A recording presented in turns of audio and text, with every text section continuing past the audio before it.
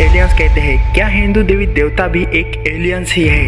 Well friend, इस topic पर बहुत सी वीडियो है जो हमें बताती है कि हमारे देवी देवताएं कोई एलियंस है, ना कि कोई भगवान। वेल, इस पर साइंस क्या कहता है? अकॉर्डिंग टू दिस साइंस, जैसा कि हमारे वेदों में भगवान के विषय में वर्णन किया गया है, वैसा कोई परग्रही सभ्यता ही कर सकती है। कुछ ऐसे तर्क देता है साइंस जिससे यह साबित हो सके कि वह एक भगवान नहीं बल्कि एक एलियंस है। तो क्या हम इसे ही सच समझ ले?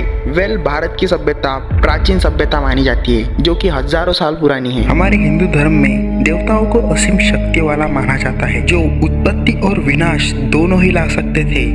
आज के पुरातत्व शास्त्री भी तब की वास्तुकला को आज के विज्ञान की समझ के बाहर का मानते हैं। तो कुछ इन वजहों से डॉक्यूमेंट्री लिखने वाले लोग और एलियंस पर रिसर्च कर रहे साइंटिस्ट इस बात का दावा करते हैं कि हिंदू धर्म में पूजे जाने वाले देवी देवता और कुछ ना होकर एक परग्रही सभ्यता के लोग, जो उनके काम होने पर उस धातु या जो भी उनको चाहिए था उसे लेकर उनके ग्रह पर लौट गए। साल 1968 Swiss author Erich von Daniken, जिन्होंने एक किताब पब्लिश की जिसका नाम था चैरियट्स ऑफ गॉड्स, यानी कि देवताओं का रथ। इस किताब में वो लिखते हैं कि प्राचीन समय से ही एलियंस की हमारी धरती पर आवक थी, और इसी बात को दोहराते हुए उन्होंने साल 1972 में लिखी book God from outer space में तो ये डायरेक्टली मेंशन किया है कि पूरी दुनिया में पूजे जाने वाले गॉड, ईश्वर या भगवान ये और कोई ना होकर एक आधुनिक सभ्यता के लोग थे। इस किताब को पब्लिश होते ही दो गुट बन गए और बहुत बहसबाजी हुई। उनकी इन किताबों पर साल 2000 आते आते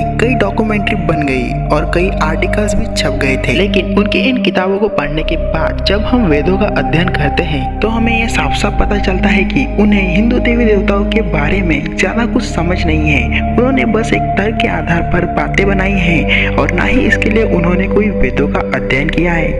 That's it। जब हमने वेदों के जानकारक से इस बात की पुष्टि करी तो हमें यह पता चला कि हमारे वेदों में लिखा गया है कि दुनिया में 3 आयाम हैं जिनमें कई ग्रह हैं और उनमें से कई ग्रह पर तो जीवन भी है। लेकिन हमारे वेदों में ये साफ साफ लिखा है कि भगवान किसी ग्रह पर नहीं रहते और ना ही वो किसी ग्रह से पृथ्वी पर आए थे। अकॉर्डिंग टू द साइंस भी ये मानता है कि दुनिया में 3 डायमेंशंस है, और अगर हम बात करें इन 3 में से पहले डायमेंशन की तो हमें सिर्फ इसमें वस्तु की सिर्फ लंबाई ही पता चलती है, और 2 डायमेंशन में हमें उस वस्तु की लेंथ और ब्रेथ दोनों ही पता चलती है। और जिस डायमेंशन में आज हम जी रहे हैं उसे 3 डायमेंशन कहते हैं, और टाइम हमारा आता है 4थे डायमेंशन में। लेकिन इसके अलावा भी 64 ऐसे आयाम हैं जो कि वेदों में बताए गए हैं, जिन्हें समझने के लिए विज्ञान को और समय लग सकता है। और उन 64 आयामों को अगर हम विभाजित करते हैं तो हमें अनंत आयाम मिलते हैं, यानी कि अनलिमिटेड डायमेंशन। इसी तरह हमारे 3 डायमेंशन के ब्रह्मांड में हमें भगवान सही राह पर चलना सिखाते हैं, जैसा कि महाभारत और रामायण जैसे पौराणिक ग्रंथों में हमें बताया गया है, जिससे हमें ये पता चलता है कि वो कोई परग्रही ना होकर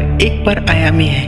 हमारे प्राचीन ग्रंथों में ये बताया गया है कि हमारी 3 डायमेंशन की दुनिया 3 हिस्सों में विभाजित है, जिसमें भूलोक, स्वर्गलोक और नरकलोक ये 3 डायमेंशंस आते हैं। हमारे मरने के बाद हमारी आत्मा इन 2 डायमेंशंस में सफर करती है, और जबकि भगवान इन सभी डायमेंशंस में सफर कर सकते हैं। वेल फ्रेंड्स, अगर हम इसे और इजी करके समझे तो हमारे कंप्यूटर में कई सारी एप्लीकेशंस होती है जो कि हमारा कोई भी डिजिटल वर्क आसानी से कर देती है। तो समझे, कंप्यूटर के अंदर एक ऐप्स का एक डायमेंशन है, और इन ऐप से हम कुछ थोड़ा बहुत काम करवा लेते हैं, like photo editing, messaging and emailing. तो इसका मतलब मालिक हम हुए, जो जब मन चाहे उनमें फेरबदल करके अपना काम करवा सकते हैं। सो कुछ इसी तरह गॉड भी हमारे ऊपरी आयाम में एग्जिस्ट करते हैं, जो हमसे कुछ भी करवा सकते हैं, लाइक खुशी कभी गम। तो इसका मतलब भगवान कोई परग्रही प्रजाति ना होकर एक ऊपरी आयाम के मालिक होते हैं। हम उनके पास नहीं जा सकते और ना ही उनको देख सकते हैं, सिर्फ वही हमारे आयाम में आ सकते हैं। जब श्री कृष्ण ने भी जन्म लिया था तो एक इंसानी रूप में ही आए थे, क्योंकि भगवान को भी हमारे आयाम में आने के लिए एक इंसान का रूप लेना पड़ता है। एंड्रिच वॉन डेकिन अपने किताब में श्री कृष्ण को परग्रही बोल के संबोधित करते हैं। शायद से ये सब बातें अगर उन्होंने जान ली होती तो ऐसा कुछ ना बोलते और ना ही लिखते। जो कि परग्रही होते हैं वो सिर्फ धरती पर आ सकते हैं और ना कि जन्म लेते हैं। वेल, वीडियो के एंड में आपको ये बता दूं कि भगवान एक आस्था का विषय है, ना कि कोई बहस का। और वही रही बात एलियंस की, तो इसे हम दूसरे वीडियो में एक्सप्लेन करेंगे। तब तक के लिए thanks for watching this video.